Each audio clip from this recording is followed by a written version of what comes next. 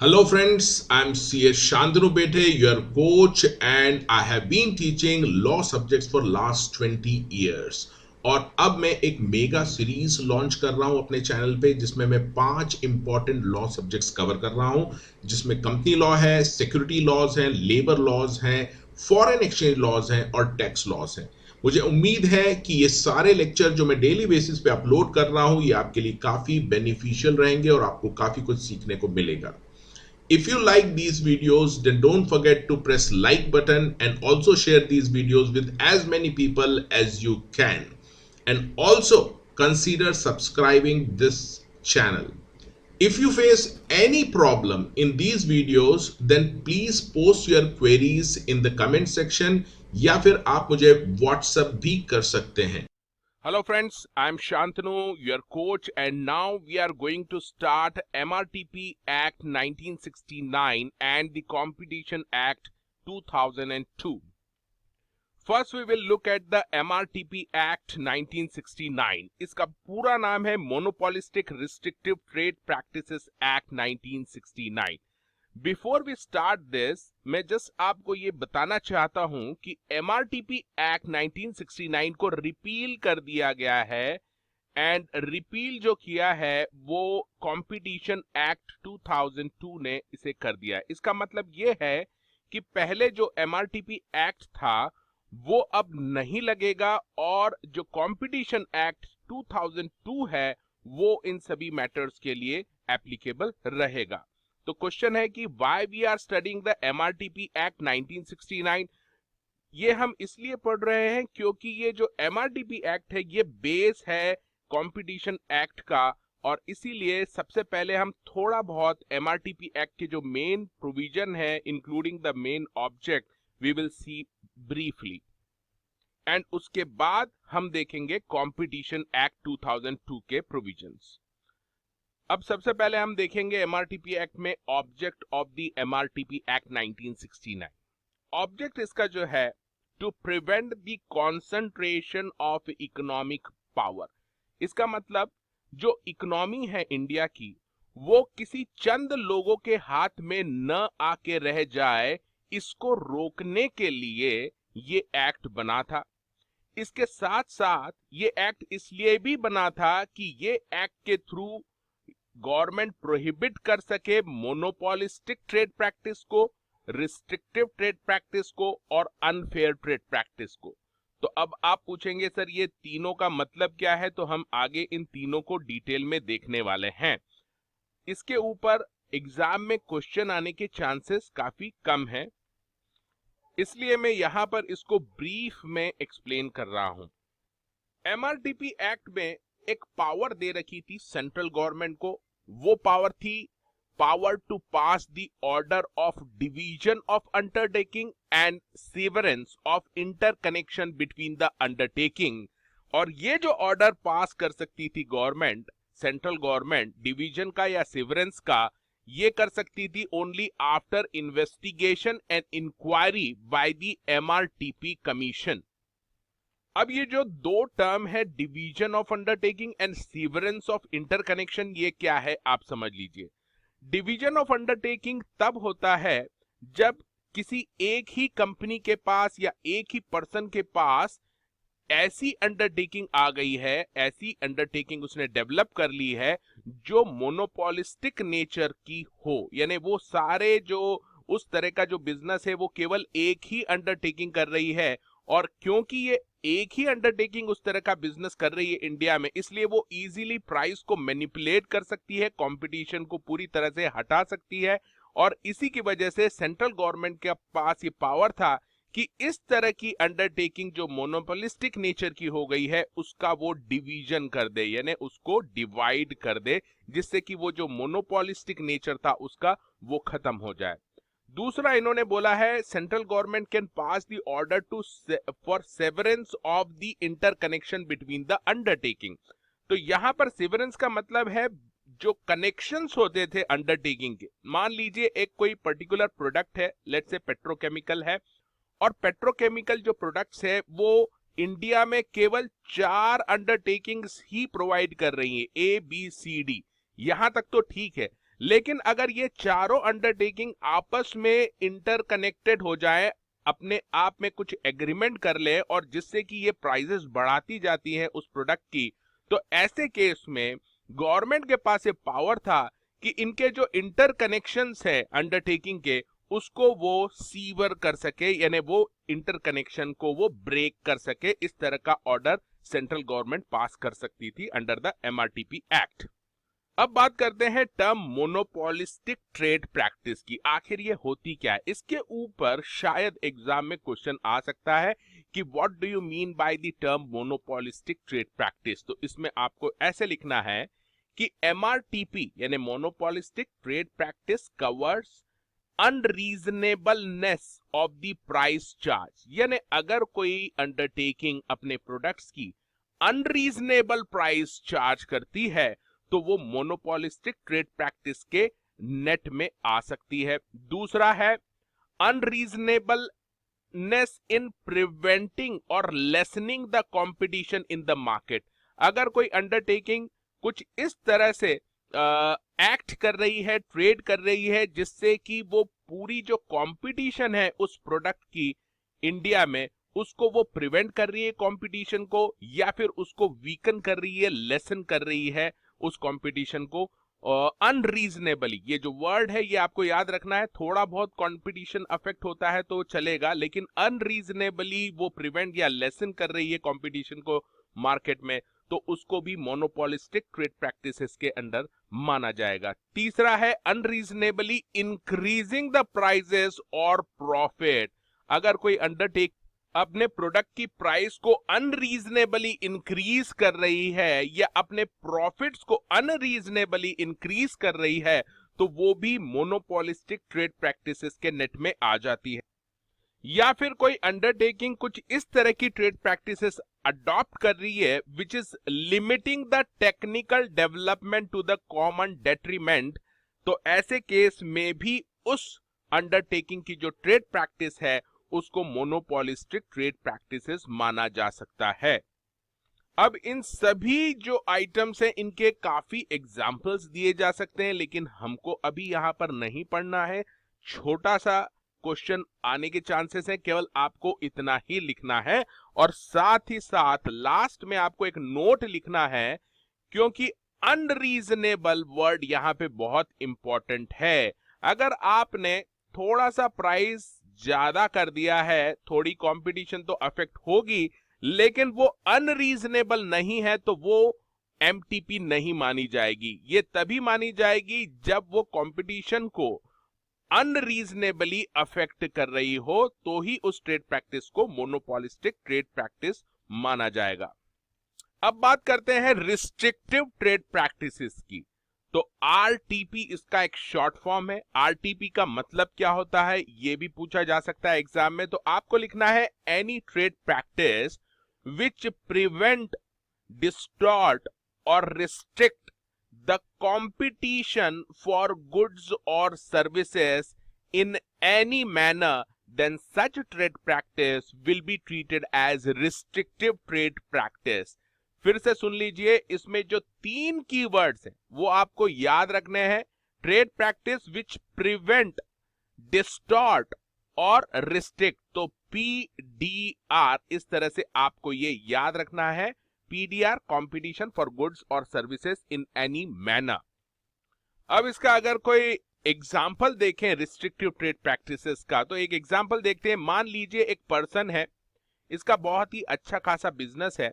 ये जो product cell करता है उसके लिए जो रॉ मटेरियल है, वो ये रॉ मटेरियल खरीदता है एक मैन्युफैक्चरिंग कंसर्न से, ए से।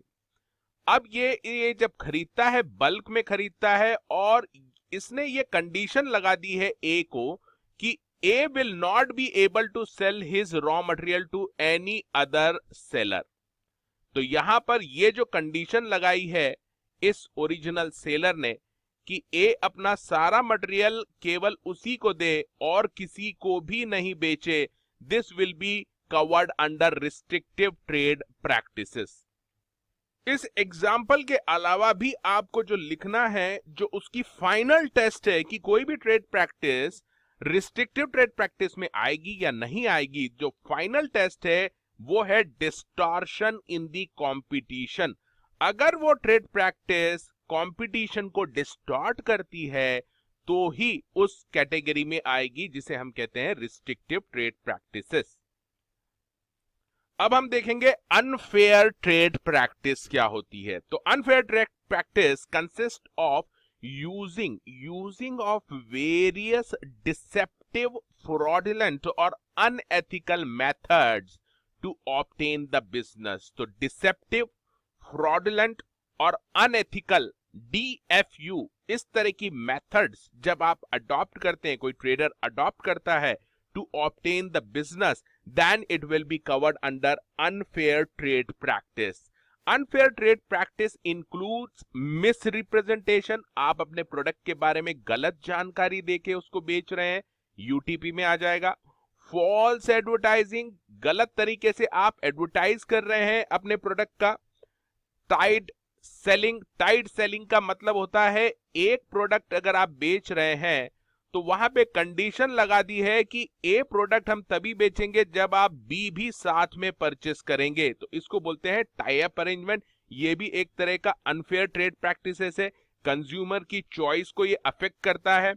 And other act that are declared unlawful by the state, it can also be referred as deceptive trade practices. तो ये जो अनफेयर ट्रेड प्रैक्टिस है, इसका दूसरा नाम आप बोल सकते हैं डिसेप्टिव ट्रेड प्रैक्टिसेस।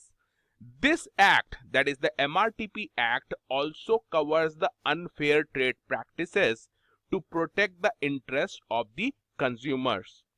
इसका अगर कुछ एग्जाम्पल देना है आपको और भी, तो मान लीजिए आप कोई चिप्स का पैकेट परचेस करते हैं, और चिप्स का पैकेट जब आपने परचेस किया तो वो इतना बड़ा चिप्स का पैकेट था, लेकिन जब आपने उसको खोला तो उसमें केवल 3 चिप्स निकले। तो ऐसे केस में इसको अनफेयर ट्रेड प्रैक्टिसेस माना जाएगा। आपने पैकेट में इतनी हवा भर दी कि कंटेंट क्या है उसमें वही समझ में नहीं आ रहा है, फाइनली थोड़े से कंटेंट निकले, तो ये भी अनफेयर ट्रेड प्रैक्टिसेस में आता है। ये जो आइटम है इसके ऊपर काफी केस लॉज हो चुके हैं कोर्ट में, और कोर्ट ने ये कहा है कि इसका एक एक्सेप्शन है। अगर वो चिप्स को प्रोटेक्ट करने के लिए उसमें इतनी एयर भर रहा है या इतना पैकेट बना रहा है बड़ा, तो ऐसे में उसको अनफेयर ट्रेड प्रैक्टिस नहीं माना जाएगा, प्रोवाइडेड वो उसकी जानकारी, जो कंटेंट की जानकारी है, वो पूरी की पूरी जानकारी उस पैकेट के ऊपर लिखी हो।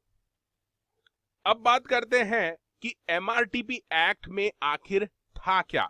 तो MRTP एक्ट में ऐसी प्रोसेस थी कि सभी RTP जो भी करते थे एग्रीमेंट, रिस्ट्रिक्टिव ट्रेड प्रैक्टिसेस के एग्रीमेंट जो करते थे ट्रेडर्स, उनको रजिस्ट्रेशन, उनका कंपलसरी रजिस्ट्रेशन कराना रहता था विद द DG, जिसको बोलते हैं डायरेक्टर जनरल। ये एक अथॉरिटी थी, DG बड़ी अथॉरिटी थी, और इसके ऊपर था MRTP कमीशन, जो अब डिसॉल्व हो गया है। MRTP commission was empowered to inquire and investigate and pass the final order in respect of RTP and UTP। तो MRTP कमीशन जो इसके ऊपर था, DG के ऊपर, उसके पास ये पावर थी कि वो इंक्वायरी कर सकता था, इन्वेस्टिगेशन कर सकता था किसी भी तरह के रिस्ट्रिक्टिव ट्रेड प्रैक्टिसेस के बारे में या अनफेयर ट्रेड प्रैक्टिसेस के बारे में, और फाइनल ऑर्डर पास कर सकता था।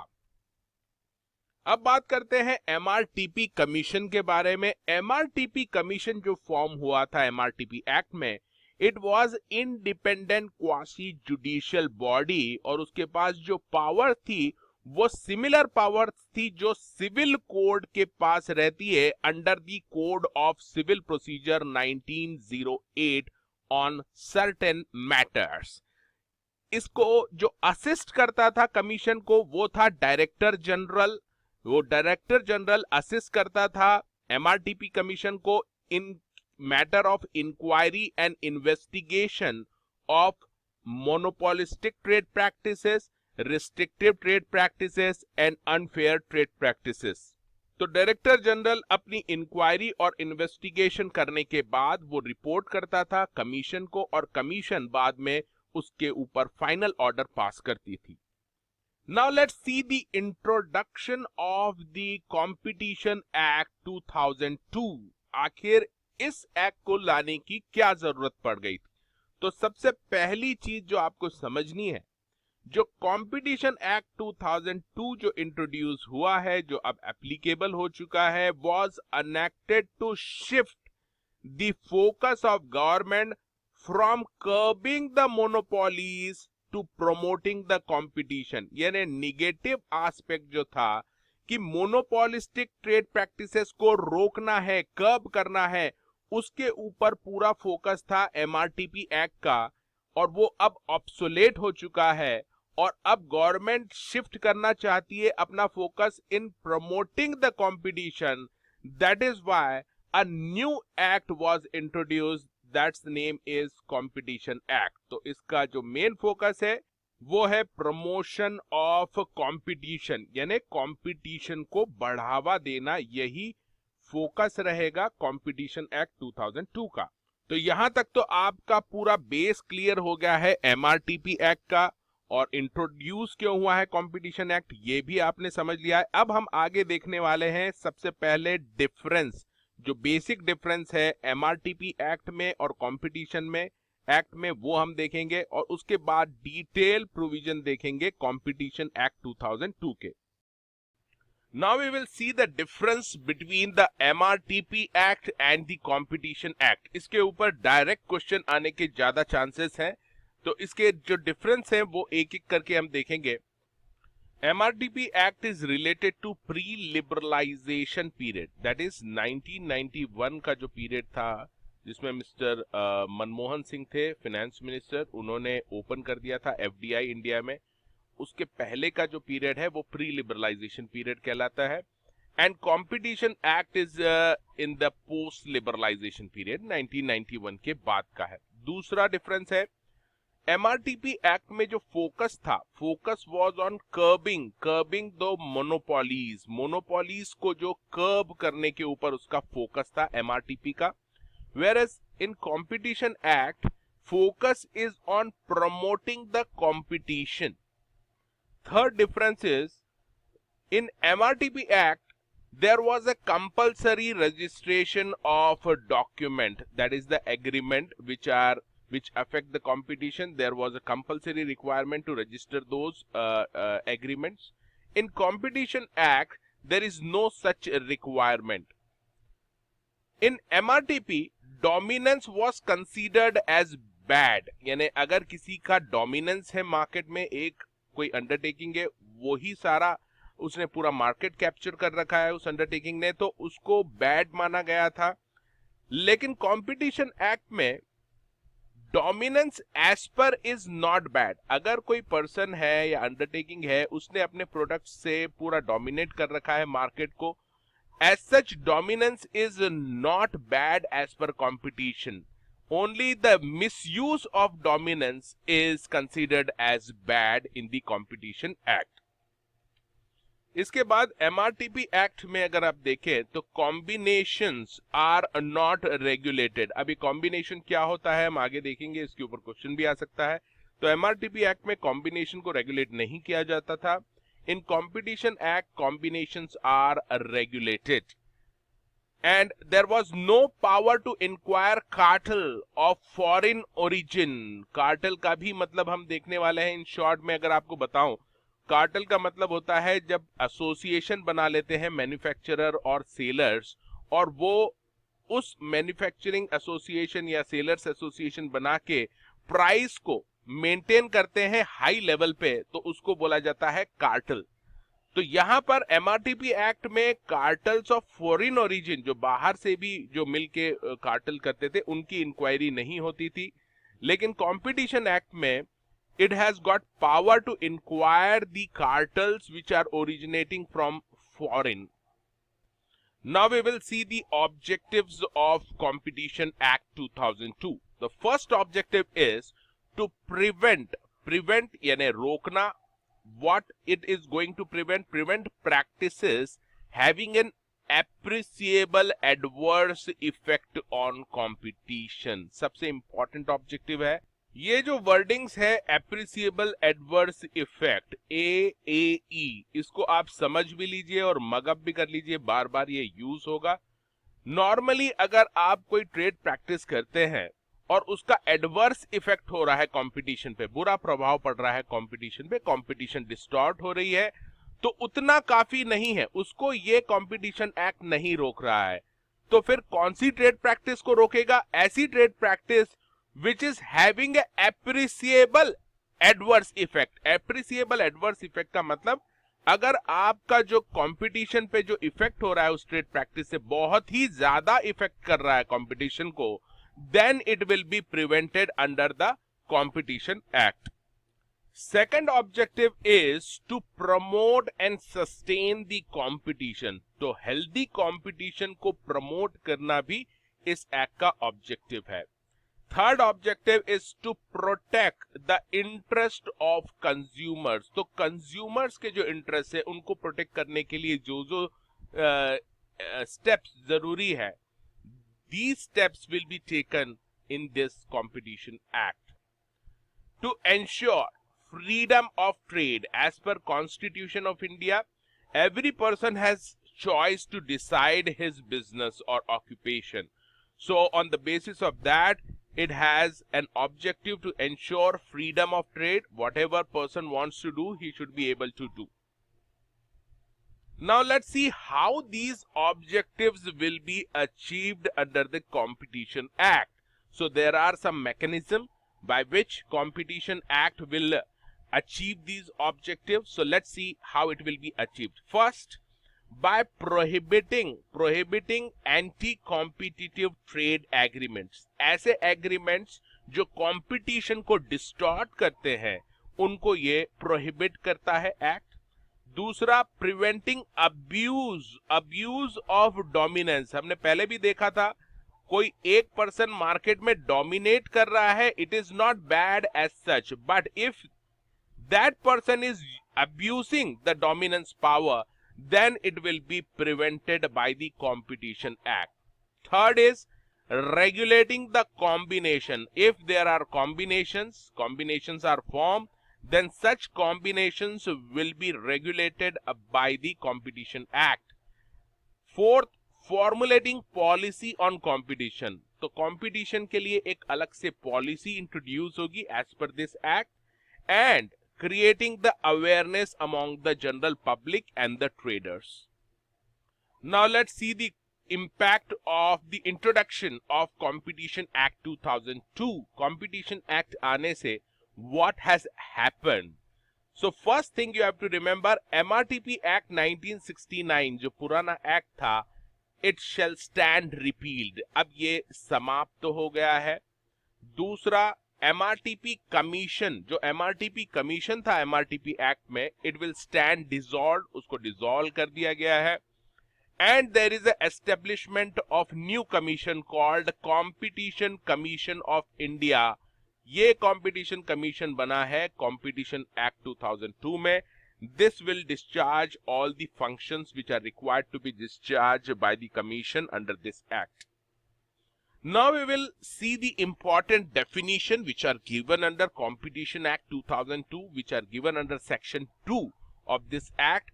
all the definitions are very very important and there are high chances that exam में ये direct पूछी जा सकती है definitions।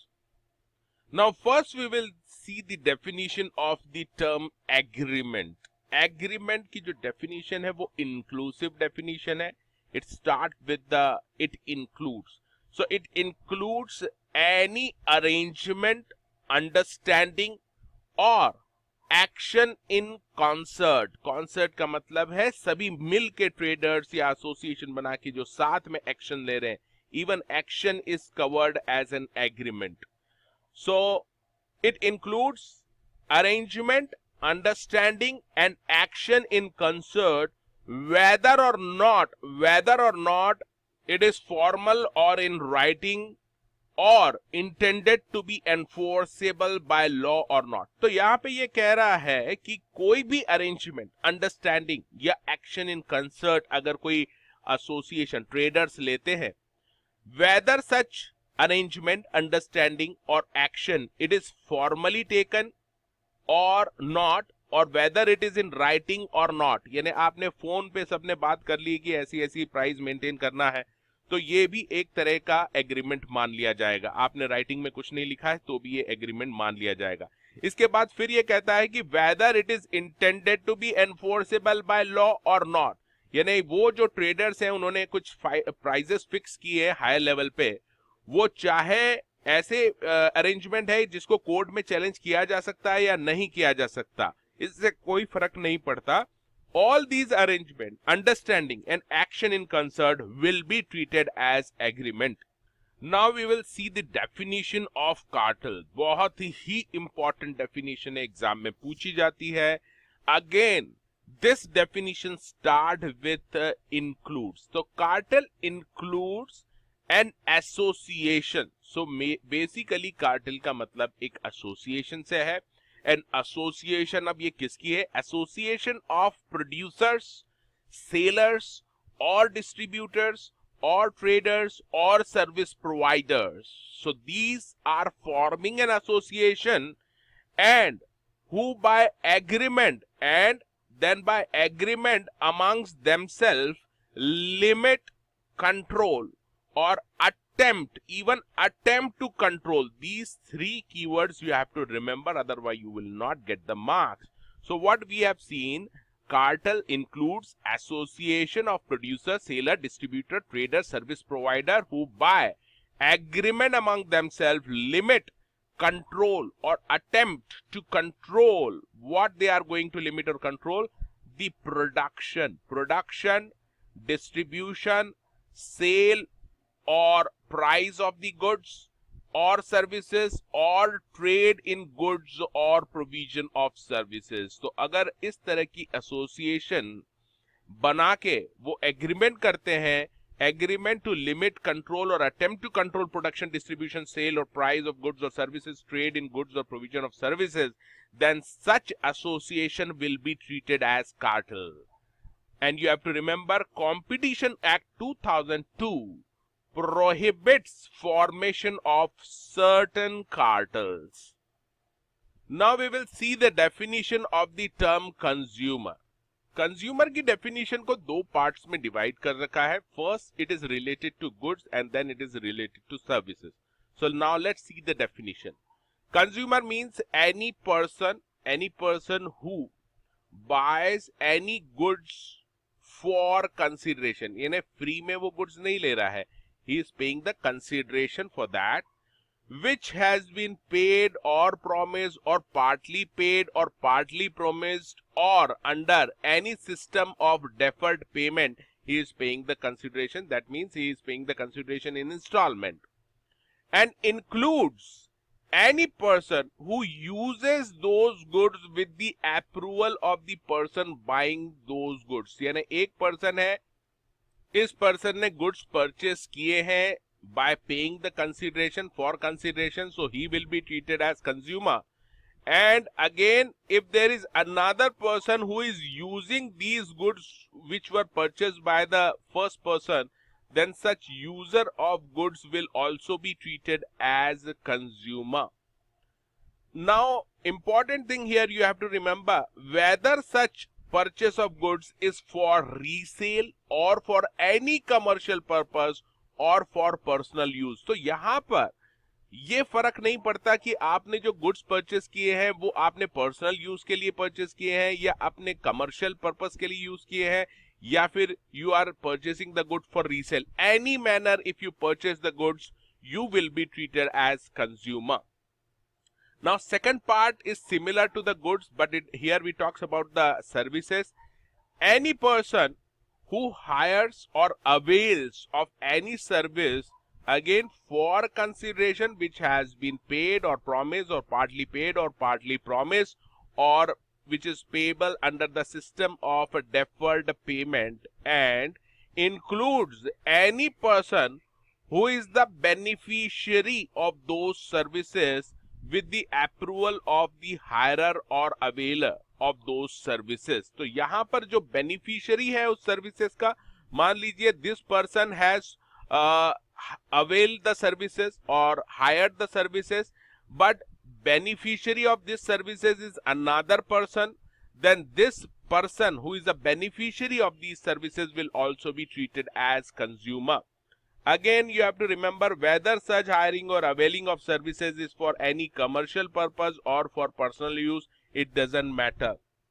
Now again, you have to remember that one thing carefully, you have to remember or note that consumer has been defined under Consumer Protection Act as well. But in Consumer Protection Act, a person is not a consumer if he purchase the goods for resale or commercial purpose, or if he hires or avails the services for commercial purpose. But here, under the Competition Act, it doesn't matter. Simply if he purchased the goods for consideration, he will be treated as consumer. Similarly, if he hires or avails the services for consideration, he will be treated as consumer. Now let's see the definition of the term enterprise. Enterprise की definition भी exam में आ सकती है. Enterprise means any person, तो पहले तो ये बोल रहे हैं any person और डिपार्टमेंट ऑफ गवर्नमेंट, यानी दोनों कवर किए हैं, पर्सन भी और डिपार्टमेंट ऑफ गवर्नमेंट को भी एंटरप्राइज माना है यहां पर. हु और विच इज और हैज बीन एंगेज्ड, तो ऐसा कोई पर्सन या department of government which is engaged in any activity relating to production, storage, supply, distribution, acquisition और कंट्रोल. ये सारे वर्ड्स आपको याद रखना है. Production, storage, supply, distribution, acquisition और कंट्रोल ऑफ आर्टिकल्स और गुड्स और सर्विसेज ऑफ एनी काइंड. तो या तो ये production, store, supply, distribute, acquisition, control कर रहा है किसी आर्टिकल का या गुड्स का, या ये सब कर रहा है in relation to provision of services of any kind, then such person or department of government will be treated as enterprise. Now we will see the definition of goods. Goods means goods as defined under Sales of Goods Act 1930. तो यहां पर इस act में बोला है कि goods का वही मतलब है जो सेल्स ऑफ गुड्स एक्ट में गुड्स को डिफाइन किया है, वही मतलब यहां पर है. बट एंड यहां पर इन्होंने बोला and includes following, that is product manufactured, processed or mined, debenture, shares or stock after allotment. इसके ऊपर क्वेश्चन आ सकता है. debenture, share or stock after allotment, it will be treated as goods, not before allotment. Then in relation to goods supplied or goods imported in India will also be treated as goods.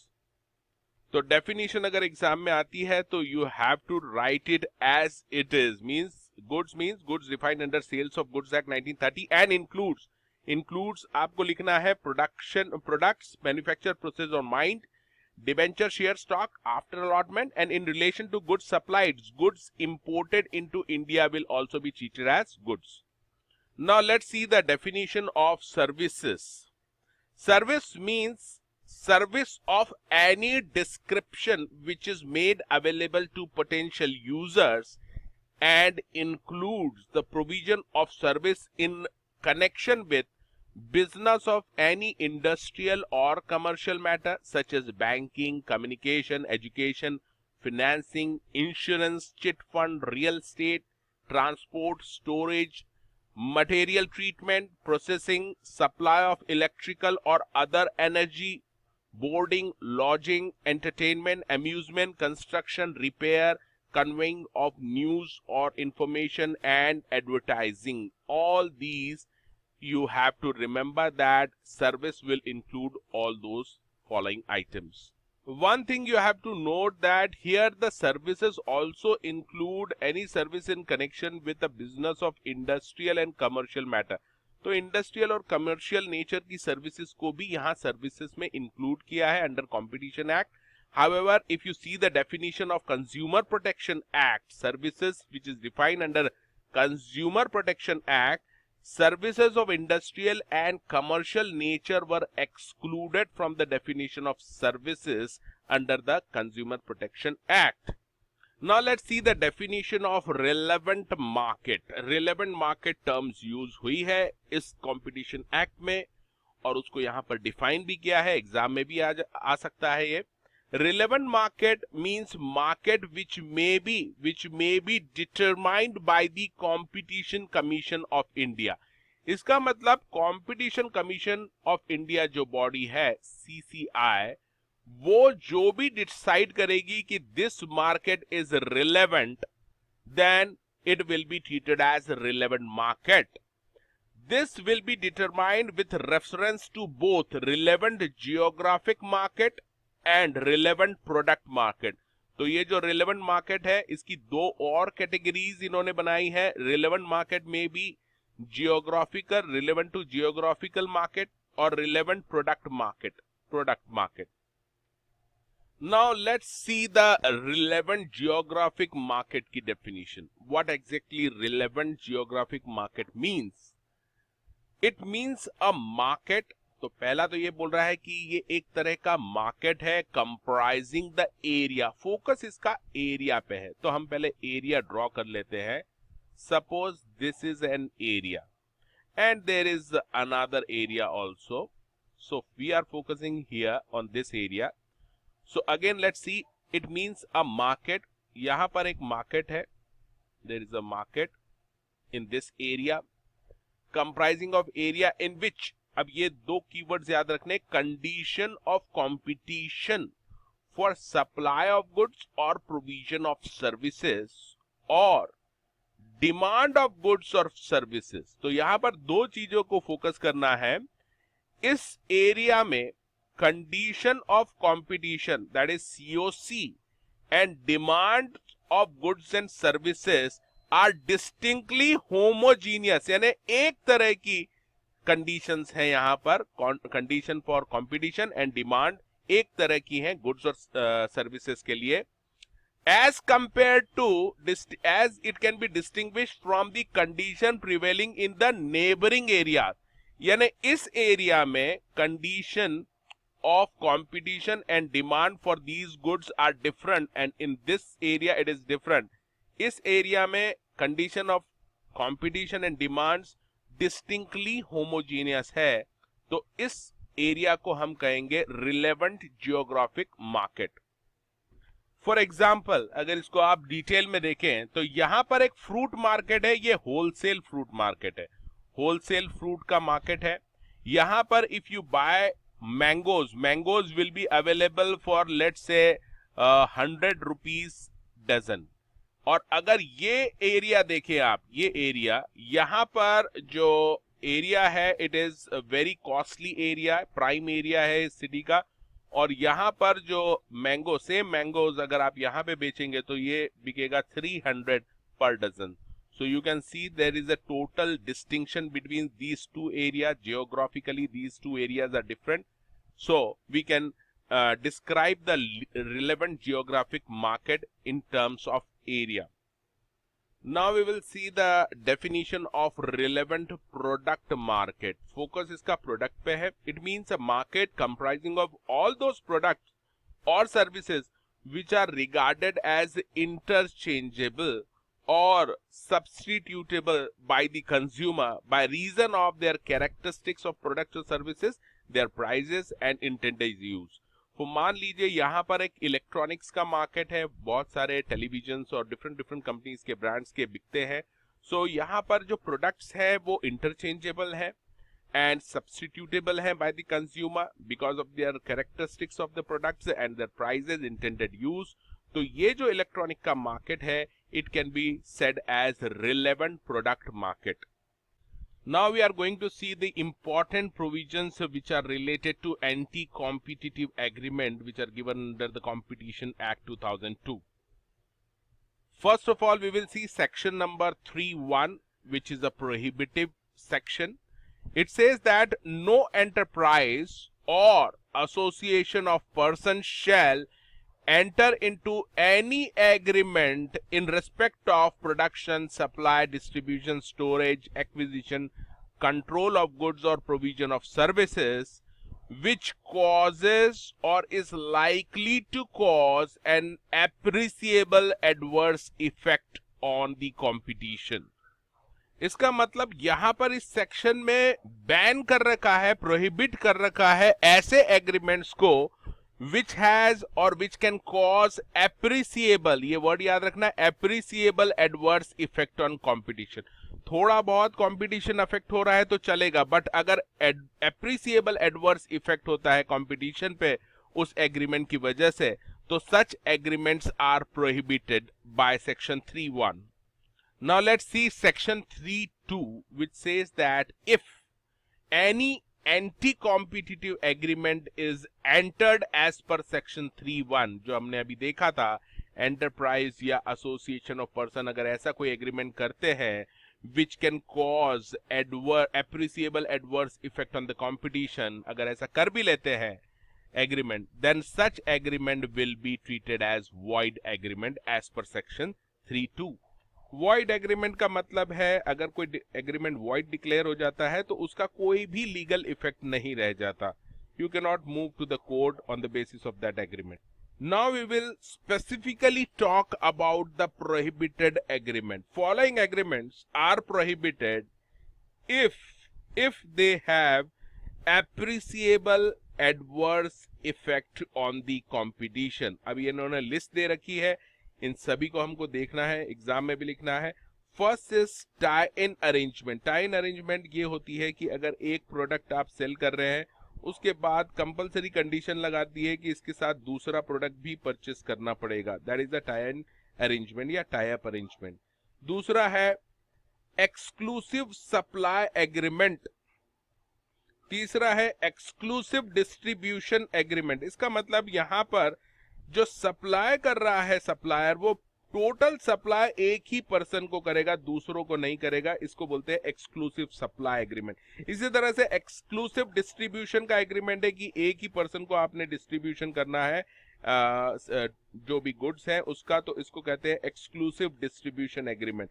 इसी तरह से refusal to deal agreement अगर है, refusal to deal में कुछ dealers या association बना के डिसाइड करते हैं कि they will not deal with a particular person, then this is called refusal to deal agreement. Then resale price maintenance. Resale price maintenance में जो मैन्युफैक्चरर रहता है या सप्लायर रहता है, वो किसी को सप्लाई करता है on the condition that you will not sell below this price, below a particular price you won't sell the product. That is called resale price maintenance. अब आपको फिर से याद रखना है कि ये जो एग्रीमेंट है ये प्रोहिबिट कब होंगे, एज सच प्रोहिबिटेड नहीं है. These agreement will be prohibited only if because of these agreement there is a appreciable adverse effect on the competition. It means if these agreements are substantially affecting the competition, then only these agreements will be prohibited. Now we will see how Competition Commission will decide whether a trade practice is having a appreciable adverse effect or not. For this purpose, Commission will have to look into following factors.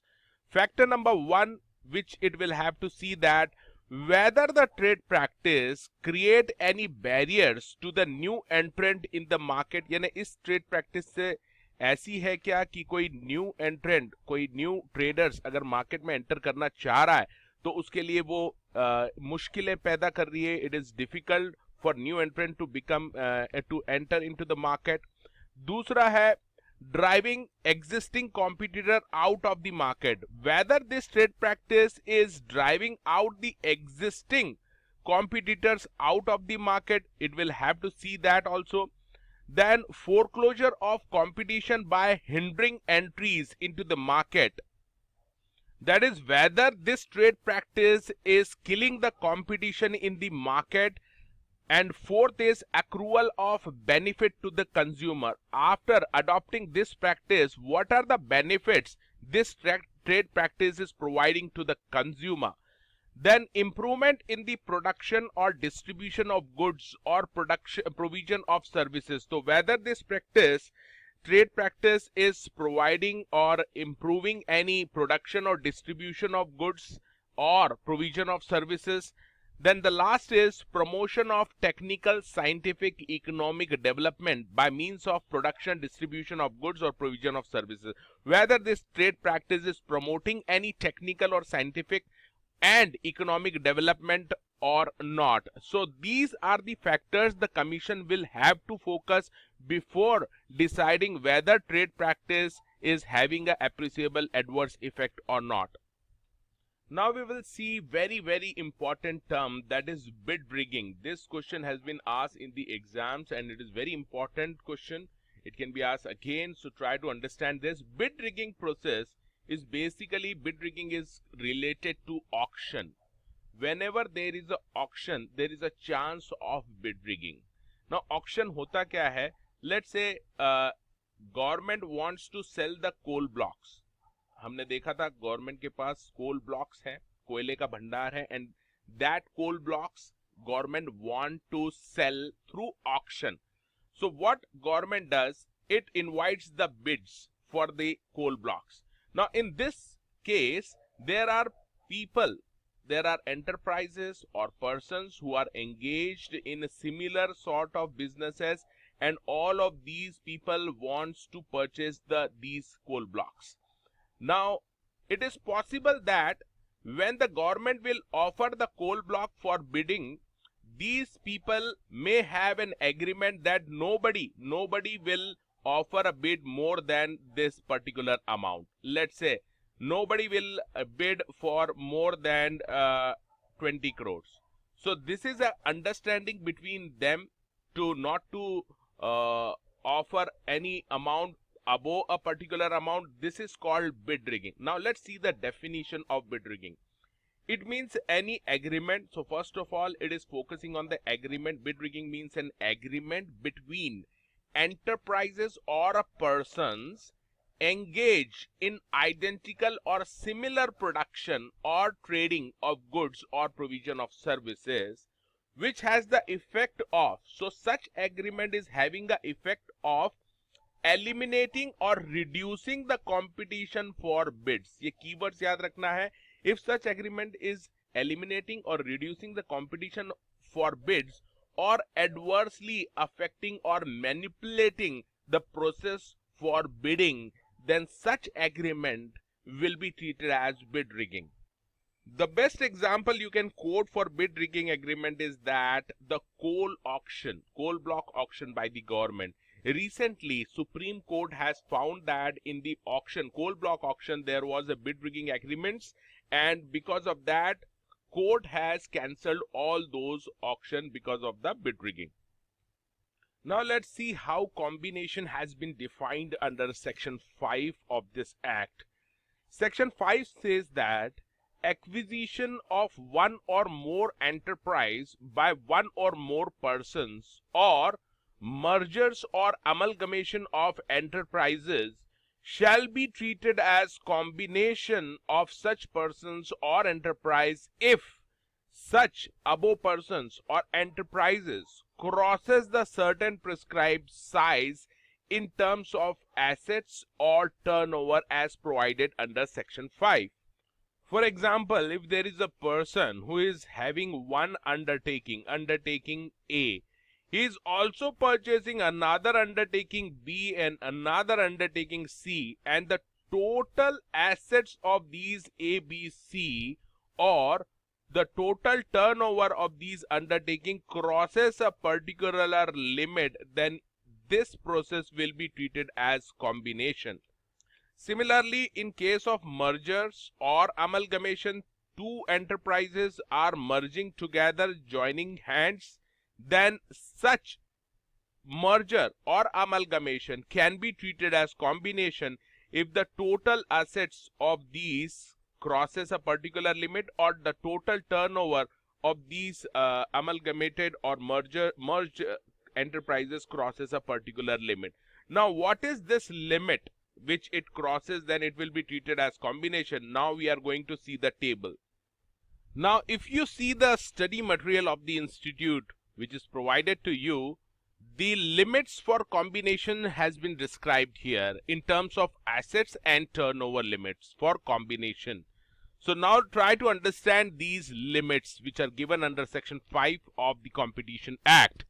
If combination happens to be in India, अगर combination India में हो रहा है, तो ऐसे case में अगर आप इंडिविजुअल को देखते हैं पर्सन को, and if the assets of that individual crosses 1500 crore और turnover of that individual person crosses 4500 crore, then it will be treated as combination. Second, if it is happening in India, that is amalgamation, merger, acquisition, अगर ये India में हो रहा है, and if you apply the limit to a group, then the assets, total asset of that group is crossing 6000 crores or turnover is crossing 18,000 crore, then it will come under the definition of combination. Again, if such acquisition, amalgamation, merger is happening in India and outside India, दोनों मिला के हो रहा है, तो ऐसे case में individual parties का जो टोटल एसेट्स है, total asset is crossing $750 million, और उसमें भी मिनिमम इंडियन कंपोनेंट यानी इंडिया का जो कंपोनेंट है एसेट्स का, it should cross 750 crore. Again, in case of individual parties, if the acquisition, merger or amalgamation is in India and outside India, if the turnover of the individual parties crossing $2,250 million, and in that the minimum Indian component of that individual party should be 2,250 crore rupees, then it will come under the definition of combination. Again, in case of a group, then in case of a group, the total assets of that group is crossing $3 billion, and the minimum Indian component of that asset in the group is crossing 750 crores. And as far as turnover is concerned, if the group's total turnover is crossing $9 billion, and the total turnover, that is the minimum Indian component of total turnover, is crossing 2,250 crores, then it will come under the definition of combination. Now, once we have understood what will be treated as combination, section 6 comes and says that a combination shall be void if it causes or is likely to cause appreciable adverse effect on competition within the relevant market. Now, relevant market can be geographical market or product market. So, as such, combination is not void if the combination is likely to cause appreciable adverse effect on the competition in the relevant market, then only such combination will be treated as void. Now we will see the provisions which are related to Competition Commission of India. And इसके ऊपर भी direct question आ सकता है exam में. First we will see the composition of Competition Commission of India, which is described under section 8.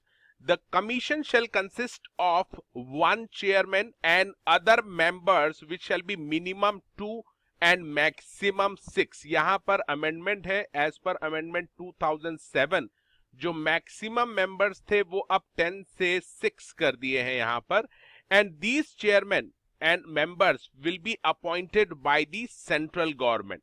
Now let's talk about the qualification of these members. The qualification of chairman and the members will be as follows.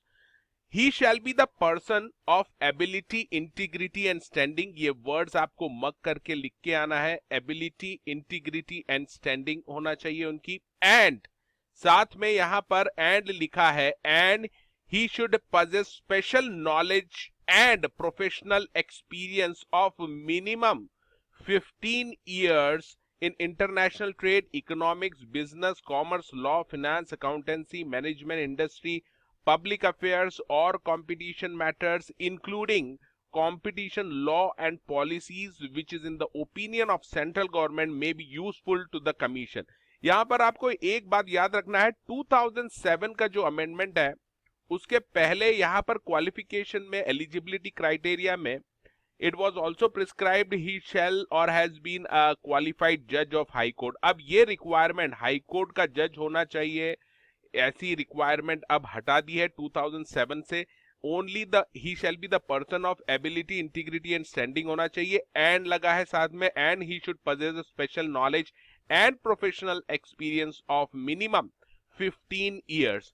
तो जब आप exam में लिखेंगे तो आपको ये amendment act 2007 में ये अमेंडमेंट आए हैं ये भी लिखना है, इससे आपको जो मार्क्स है वो फिल मिलेंगे। इसके साथ 2007 में इन्होंने और ये कहा है कि the chairman and other members जो भी इसमें अपॉइंट होंगे कंपटीशन कमीशन ऑफ इंडिया में, shall be whole time members, यानी अपना पूरा टाइम वो डिवोट करेंगे कंपटीशन कमीशन ऑफ इंडिया के लिए। Now let's see the term of office of chairman and the other members of Competition Commission of India. Section 10 says that the term of office of chairman and other member shall be 5 years, 5 साल तक के लिए appoint होंगे, और up to the age of 65 years. अब जो 2007 का amendment था उसमें जो एज क्राइटेरिया है चेयरमैन और मेंबर दोनों के लिए 65 इयर्स कर दिया है। पहले जो चेयरमैन का एज क्राइटेरिया था वो 67 इयर्स था, विच एवर इज अर्लियर। तो इसका अगर आप एग्जांपल देखें, if suppose one person is appointed as a chairman of competition commission of India, he can be appointed for a maximum period of 5 years. लेकिन ये 5 इयर्स के पहले अगर उसकी एज हो जाती है 65 इयर्स, तो he will be appointed till the time he completes, he achieve the age of 65 years. तो वर्डिंग्स यहाँ पे यूज हुए हैं whichever is earlier. However, they shall be eligible for reappointment. ये जो मेंबर्स हैं अगर इनकी एक टर्म के लिए अपॉइंट किया है, फॉर एग्जांपल 5 इयर्स के लिए, उसके बाद ये एलिजिबल है रीअपॉइंटमेंट के लिए फॉर अनदर टर्म, लेकिन प्रोवाइडेड इनकी जो एज होनी चाहिए वो 65 इयर्स से कम होनी चाहिए, then they will be eligible for reappointment. Now let's talk about the section 11 which talks about the removal of chairperson and other members. तो क्या chairperson को निकाला जा सकता है और other members को भी remove किया जा सकता है? तो yes, section 11 says that a chairperson or member may be removed by the central government. तो कौन remove कर सकता है इनको? Central government in the following cases. लेकिन central government भी remove करेगी तो इन्हीं cases में वो remove कर सकती है, not otherwise. Where he is adjudged as insolvent, where he has been engaged in any paid employment, अगर वो कहीं दूसरा paid employment भी ज्वाइन कर लेता है। याद रखिए आपने देखा था यहाँ पर होल टाइम एम्प्लॉय की तरह काम करना है उनको, अगर वो दूसरी जगह भी काम करते हैं तो वो डिस्क्वालिफाइड होके सेंट्रल गवर्नमेंट उनको निकाल सकती है। Where he has been convicted of an offense which involved moral turpitude, का offense उसने किया है। Where he has acquired such financial or other interest as is likely to affect prejudicially his functions, किसी दूसरी फर्म में या इसमें interest acquire कर लिया है जिससे कि वो अपना काम ठीक से नहीं कर सकता, तो ऐसे केस में भी सेंट्रल गवर्नमेंट उसको निकाल सकती है। Where he has abused his position, उसने अपने पद का दुरुपयोग किया, he has abused his position।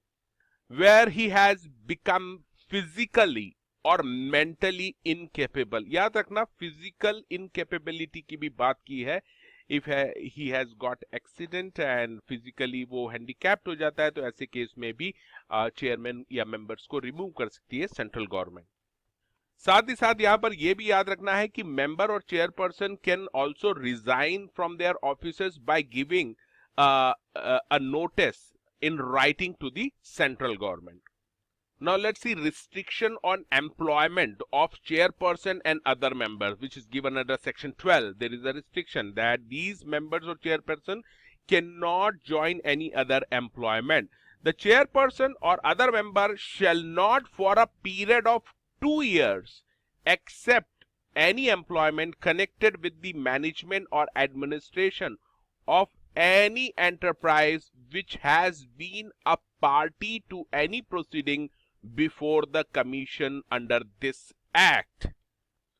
It further says that the above restriction shall not apply to any employment offered in corporation which is established by or under any central, state or provincial act.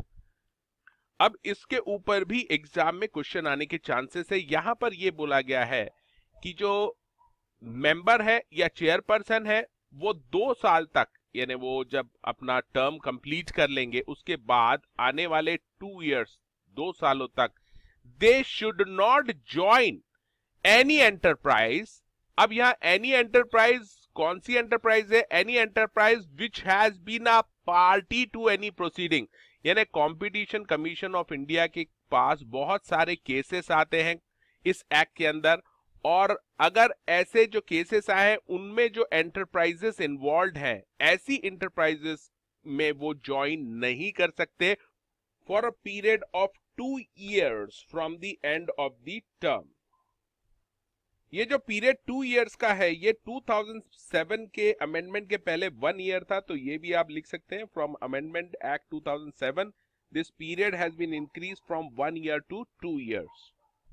Now let's see the powers of Competition Commission of India. Without power, any authority cannot do any work. So power has been given to Competition Commission. These powers we will see one by one. The chances are very less that these can be asked in the exam, but in any case you should be aware of these power. First power is to inquire into any anti-competitive agreement and abuse of dominant position. तो अगर कोई anti competitive agreement is there, then the commission can inquire into that. Similarly, if any person is having a dominant position and if he is abusing that dominant position, then also the competition commission can inquire into that matter. Second power is to determine whether an agreement has an appreciable adverse effect on competition or not. As we have already seen that any agreement which is having an appreciable adverse effect on the competition can be declared as void. So for that purpose, these we have already seen the factors which the commission will consider before reaching to the conclusion that the agreement is having an appreciable adverse effect on competition or not. So this power is given to commission that it can determine whether agreement is having an appreciable adverse effect on competition or not. Third power is to inquire whether a combination has caused or likely to cause appreciable adverse effect on competition. तो agreement का competition पे adverse effect है या नहीं वो check कर सकती है, साथ ही साथ किसी कॉम्बिनेशन का एडवर्स इफेक्ट है कंपटीशन पे या नहीं है, एप्रिसिएबल एडवर्स इफेक्ट, वो भी चेक कर सकती है. Then to issue cease and desist orders to grant such interim relief as would be necessary in a particular case, to award any compensation to the party, to impose fines, to order division of dominant undertaking. अगर कोई undertaking बहुत ही dominant position में आ चुकी है and if it is abusing that dominant position, then the Competition Commission of India can order the division of such dominant undertaking as well. To order the demerger, to order cost of frivolous complaint. अगर किसी ने जानबूझ के कुछ दुर्भावना से कोई complaint file की है तो ऐसे पर्सन को भी पनिश कर सकती है competition commission of India. Now again section 36 says that power of Competition Commission of India to regulate its own procedure. So whenever any case will be disposed of, what procedure will be followed, it will be decided by the Competition Commission of India itself. The Competition Commission shall not be bound by the Code of Civil Procedure 1908, which is applicable to the court. However, it shall observe the principle of natural justice and rules made by central government for the procedure to be followed in the inquiries. Again, you have to remember that Competition Commission of India will have the power of civil court. जो civil courts के पास power है following matters में, वो सारी powers competition commission of India के पास होगी while trying a suit in respect of following matter.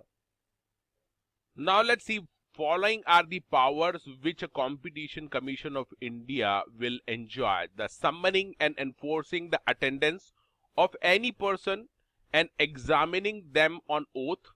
Second, requiring the discovery and production of documents, receiving the evidence on affidavit, शपथ लेके उनसे वो evidence ले सकते हैं. Issuing the commission for the examination of witness or documents, requisitioning any public record or document from any office, dismissing any application in default or deciding it, any other such matter as may be prescribed. CCI will also have power to call upon the expert. See, the expert की भी जरूरत पड़ सकती है किसी case को decide करने के लिए, तो कंपटीशन कमीशन ऑफ इंडिया के पास पावर है कि वो एक्सपर्ट को बुला सकती है किसी भी मैटर को सॉल्व करने के लिए.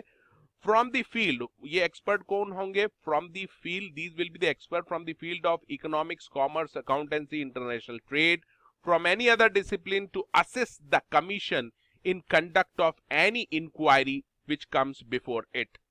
Now let's see the provision related to Director General. The central government to appoint Director General and such number of additional Joint Deputy Assistant Director General or other advisors, consultant or officer as may be required. The Director General shall assist the commission. तो ये जो commission है इसे बहुत सारे matter inquire करने पड़ते हैं. For this purpose, there will be a Director General who will assist the Commission in matter of inquiries. Assist the Commission by furnishing investigating report in respect of such matter as referred to him by the Competition Commission of India, and also assist the Commission in conducting proceedings of inquiries which are initiated by Competition of Commission suo motu. Suo motu का मतलब है at its own Competition Commission of India ने वो proceeding को start किया है, तो उसमें भी डायरेक्टर जनरल उसको असिस्ट करेगा. Further, it says that the Director General should possess the minimum qualification. That is, a person who want to be appointed as Director General, he should have the integrity, outstanding ability. He should be the person of integrity, outstanding ability, and who has experience in investigation and knowledge of accountancy, management, business, public administration, international trade, economics, laws, etc. Now let's see one important question which can be asked in the exam, that is competition advocacy. ये जो competition advocacy है, it is described under section 49 of the Competition Act. Section के साथ coat करना है आपको. Normally competition advocacy का मतलब क्या होता है? स्टूडेंट ब्लैंक हो जाता है. तो याद रखिए, it is regarding the awareness, spreading of awareness of competition in the market. Fair competition के बारे में जो अवेयरनेस है वो स्प्रेड करना, ये कंपटीशन कमीशन ऑफ इंडिया का काम है. That is what described under section 49.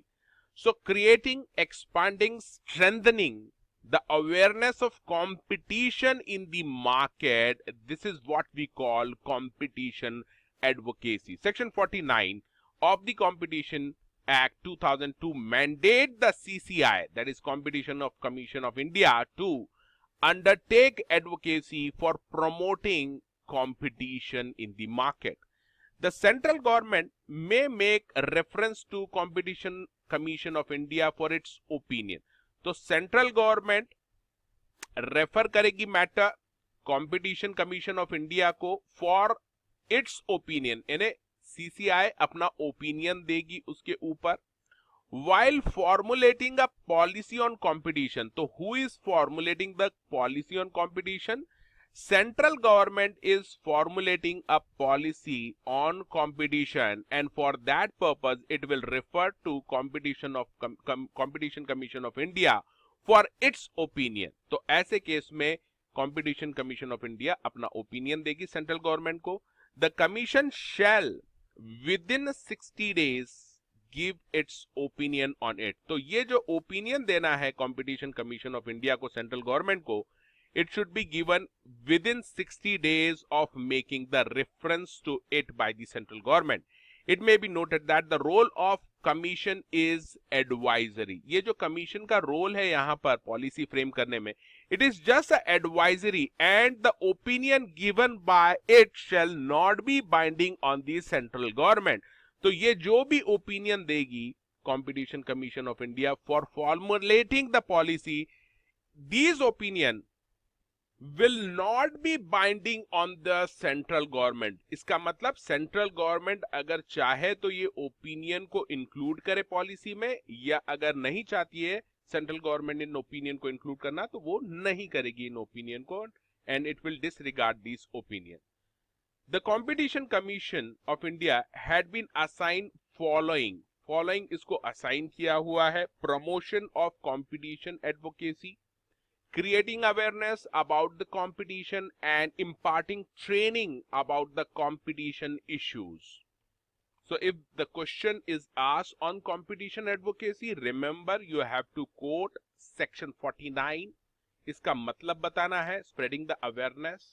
Then you have to remember that Competition Commission of India will give the opinion to the central government within 60 days. ये याद रखना है, and following extra matters have been assigned to the Competition Commission of India.